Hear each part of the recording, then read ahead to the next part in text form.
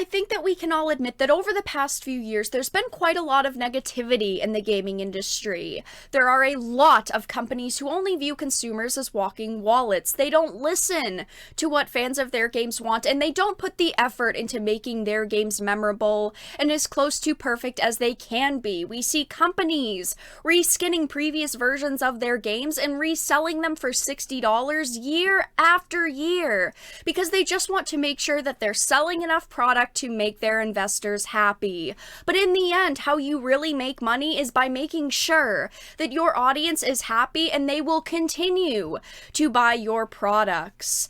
The idea of short-term gains is so prevalent in the industry that none of these companies are looking at the bigger picture.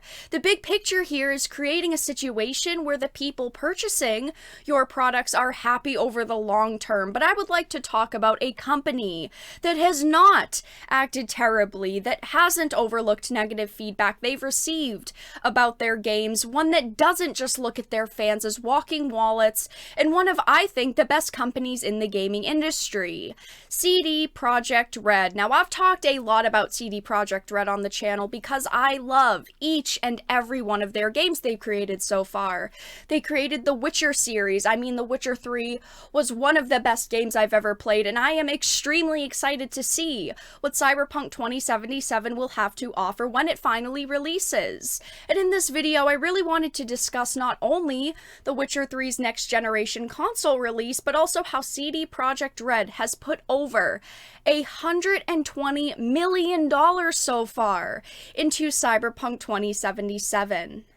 So the first article that I am going to be referencing is one from TheVerge.com. The Witcher 3 is getting a free next-generation upgrade for the PlayStation 5, Xbox Series X, and PC. I was honestly shocked to see this, but shocked in a good way. I'm so glad that they are doing this. So The Witcher 3, The Wild Hunt, is getting a graphical upgrade for next-generation hardware, and current owners of the game on PC, PlayStation, and Xbox will get the upgrade for free. Developer CD Projekt Red announced the news a couple of days ago, saying the updated game will be available for the PlayStation 5, Xbox Series X, and PC, featuring a range of visual and technical improvements. These include faster loading times and ray tracing graphics. The upgrades will apply to the base game, says Projekt Red, as well as to both of its expansions, Heart of Stone and Blood of Wine, and all of the other extra content. I don't want to admit how many copies of The Witcher 3 that I own. I own the ones before the complete edition came out. I own multiple copies of the complete edition. I'm someone that has purchased The Witcher 3 literally as many times as someone can, so I'm extremely excited to see this. The appeal of this news is testament to The Witcher 3's lasting greatness. This is a game that came out 5 years ago but remains incredibly well regarded and an appealing title for many to pick up and play through all over again. It still regularly appears in the top Steam charts on PC too. I do think that the Netflix Witcher series also really helped their decision in this. I do think that seeing that resurgence of players did help them, and I also want to say that I do also own all of the Witcher books behind me. I keep them on display all the time. I'm a huge Witcher fan, and I'm really excited that, of course, this opens the door for more people to see The Witcher 3. I'm sure that if you've been part of the gaming industry for a while, you've followed any gaming news, you most likely know what The Witcher 3 is, and if you've never played it, this is just another amazing opportunity for you to finally give it a chance. In this case, the free upgrade to the next generation version also looks pretty generous. It's not clear if there are any other conditions for getting the upgrade beyond just owning a current copy of The Witcher 3. That means if you've not yet played the game and are waiting for the next generation version, you could buy the title now and get the upgrade free next year, and of course you'll have to own the relevant console or PC hardware too.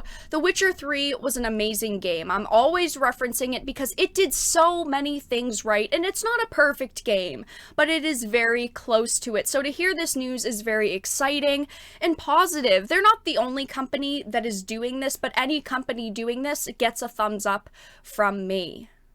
So the next topic that I wanted to discuss in this video does revolve around Cyberpunk 2077. This is a DualShockers.com article. CD Projekt Red has spent over $121 million so far developing Cyberpunk 2077. We all knew that the development of Cyberpunk 2077 was going to be big, so this should come as no surprise to many of you.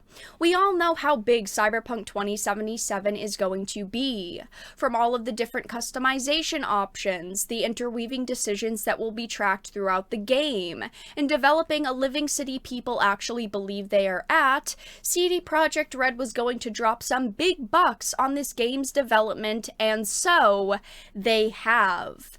In a new report, a new corporate report, the development studio stated that they have spent over 448.513 PLN, or $121 million, developing Cyberpunk 2077, as well as some other announced projects, but we really don't know what these projects are, besides, of course, the multiplayer mode that is coming to Cyberpunk 2077 sometime down the road. Here is the chart in case that you wanted to look at it. It says changes in intangibles and expenditures on development projects between 01/01/2020 and 30/06/2020.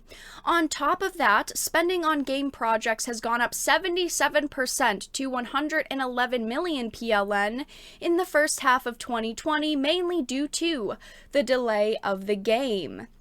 It was also stated that they are currently two separate teams at CD Projekt Red. One is finishing up Cyberpunk while the other is on the Witcher series, which is made up of Gwent, Thronebreaker, and the new mobile title that was announced a few weeks ago. However, it is stated that a new single-player Witcher title is in the works. So I wanted to show you all very quickly the Wikipedia page for the list of the most expensive video games to develop. Now, some of these games are older, so it does say, of course, with 2020 inflation, but Modern Warfare 2 was $298 million. Grand Theft Auto 5 was $291 million. Star Citizen is over $250 million, but I really don't want to count that game just because it's still not out, and I have this odd feeling that it's not going to be out for a while, if it even releases at all at this point. We have Star Wars The Old Republic, over $200 million. Halo 2, over $200 million. Destiny, there have been a lot of back and forths with the cost of Destiny. This list says it is at $151 million, but of course Bobby Kotick said it was over like a staggering $500 million. So who really knows if that's true? We have Dead Space 2 on this list, Final Fantasy VII from 1997, and then Cyberpunk 2077 is on this list in the top 10.